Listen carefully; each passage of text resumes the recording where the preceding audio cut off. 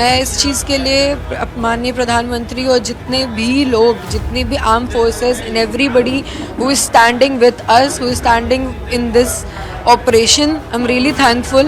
उन्होंने शुभम और वहाँ पे गए मारे हुए 26 लोगों का बदला लिया है।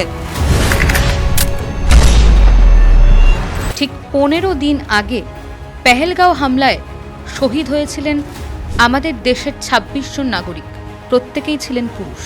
নববধূর কপালের সিঁদুর দেখে তার চোখের সামনে মেরে ফেলা হয়েছে তার স্বামীকে।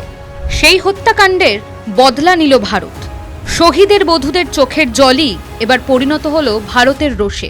গতকাল গভীর রাতে ইন্ডিয়ান এয়ারফোর্স অত্যন্ত সুনিপুণভাবে আঘাত হানে পাক অধিকৃত কাশ্মীরে।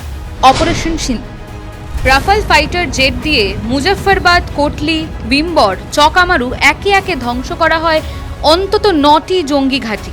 বাহাওয়ালপুরের মাসুদ আজহারের জৈশ-ই মোহাম্মদের সদর দপ্তর গুড়িয়ে দেওয়া হয়।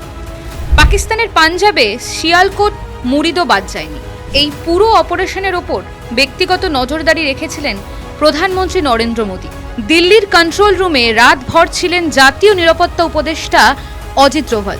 সেনার 3 বাহিনীর প্রধানের সঙ্গে সরাসরি যোগাযোগ রেখেছেন প্রতিরক্ষা মন্ত্রী রাজনাথ সিং।